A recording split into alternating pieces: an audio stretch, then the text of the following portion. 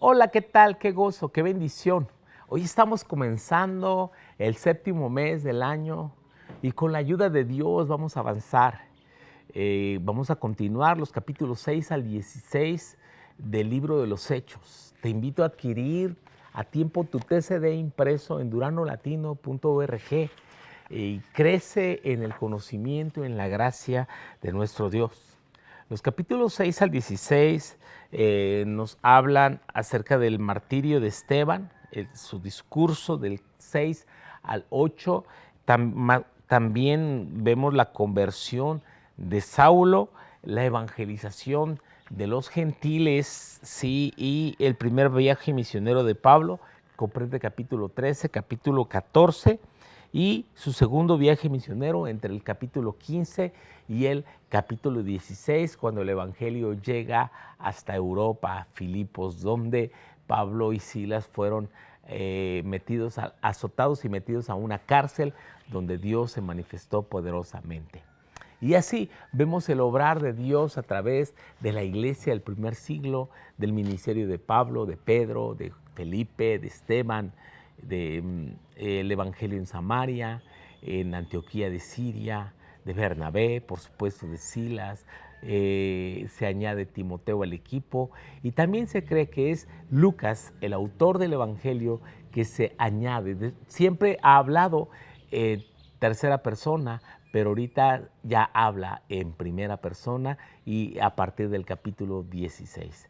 Te invito a crecer en la palabra de Dios y compartirla con otros. Acompáñanos en la escritura que corresponde en el libro de los Hechos, capítulo 6, versículos 1 al 7. Sabia solución en los conflictos.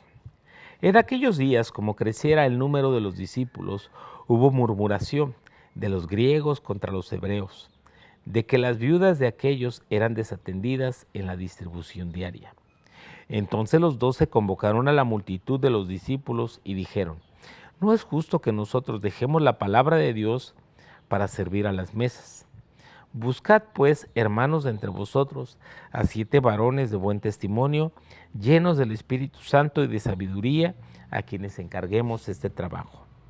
Y nosotros persistiremos en la oración y en el ministerio de la palabra. Agradó la propuesta a toda la multitud y eligieron a Esteban, varón lleno de fe y del Espíritu Santo, a Felipe, a Prócoro, a Nicanor, a Timón, a Parmenas, a Nicolás, prosélito de Antioquía, los cuales presentaron ante los apóstoles, quienes orando les impusieron las manos. Y crecía la palabra del Señor, y el número de los discípulos se multiplicaba grandemente. De Jerusalén también muchos de los sacerdotes obedecían a la fe. Sabia solución en los conflictos. Algo maravilloso que nos muestra la Escritura es que nos muestra a las personas tal como son. Y aunque los creyentes del primer siglo están experimentando este avivamiento, este mover de Dios, también nos muestra las debilidades y los problemas cotidianos que se viven en toda iglesia. Y aquí surge un problema, el problema de la murmuración. ¿Y por qué era la murmuración? Porque había inconformidad. Un sentido de generosidad se había soltado. Vimos el caso de Bernabé y otros muchos que tenían propiedades, las vendían y traían el precio de lo vendido a los pies de los apóstoles y era repartido entre los más pobres para que no hubiera entre ellos ningún necesitado. Esta es una acción armoniosa, bella. También dentro de los ministerios o las tareas que la iglesia ejercía en el primer siglo era la ayuda a los pobres, la ayuda a los necesitados. Y empezó a haber murmuración o inconformidad porque en la repartición se estaba, según ellos, discriminando a los de origen griego.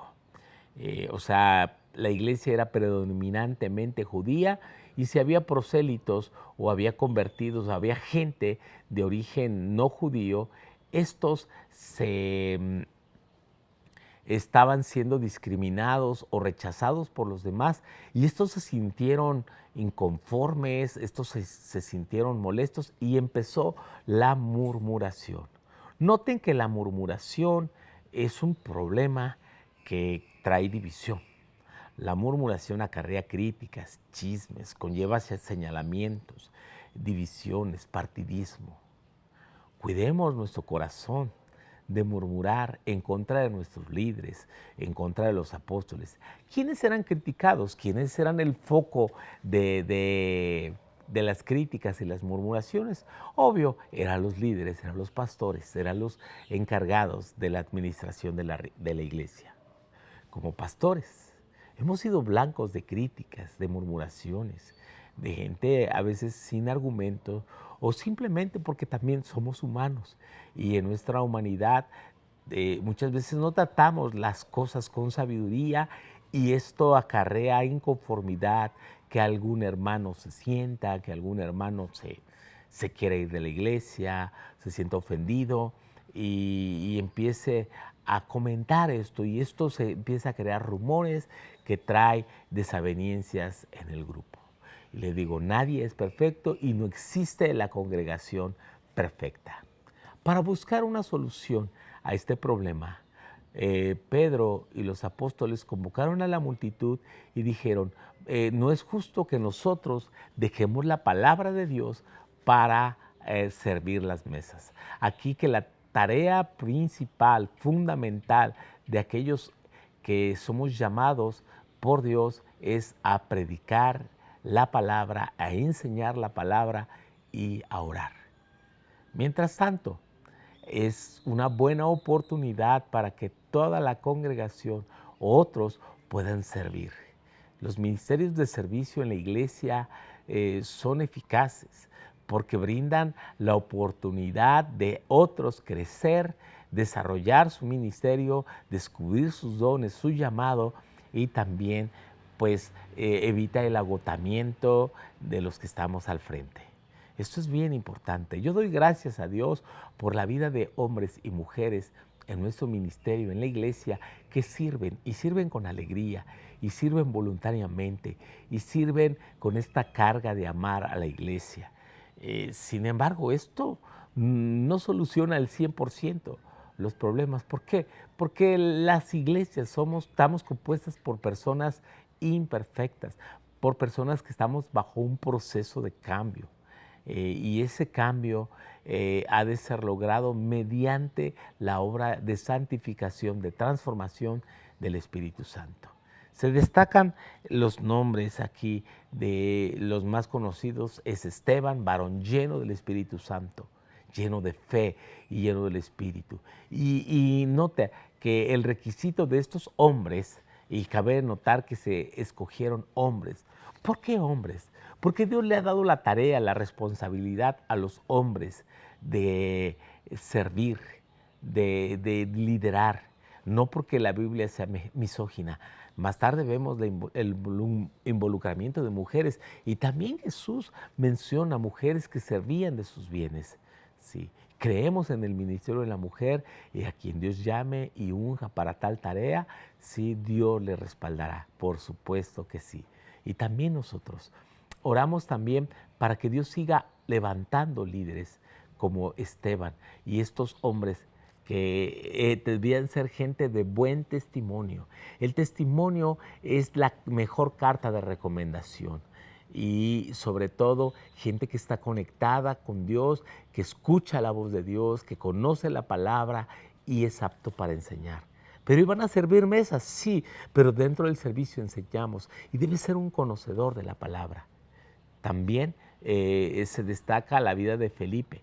Más tarde, en el capítulo 8, es conocido como Felipe el Evangelista, el hombre que fue llamado por Dios para compartir la palabra en Samaria, y grandes multitudes venían a Dios. Y estando en Samaria, el Espíritu Santo le dijo que fuera al camino al desierto que viene de Jerusalén a Jope, y allí encontró en Etíope, que era el tesorero de la reina. Eso lo veremos al llegar al capítulo 8, la reina de Etiopía. pero el Evangelio debe ser multiplicado, reproducido, replicado por otros que nos ayuden a extender el reino de Dios. ¿Quién de ustedes dirá, heme aquí, envíame a mí? ¿Quién de ustedes se pondrá al lado de sus pastores, al lado de sus líderes y con la disposición de apoyar, de servir, para que el ministerio crezca y ellos no se agoten o dejen de hacer otras cosas que son prioritarias en su vida, para que nosotros podamos levantar sus manos? Te puedo decir por testimonio que yo comencé apoyando a mi pastor en tareas bien sencillas, que eso aligeraba la carga del ministerio, tales como hasta ayudarle a cuidar su casa, limpiar su auto, llevarlo al mecánico, cuidar su casa cuando él salía de vacaciones, acomodar su librero, barrer el templo. Ese fue el inicio de mi ministerio, sí, y que Dios fue despertando dentro de mí esa pasión y ese deseo de servir a otros. Sirve al Señor con todo tu corazón y te irá bien. Te bendigo en el nombre de Jesús. Amén.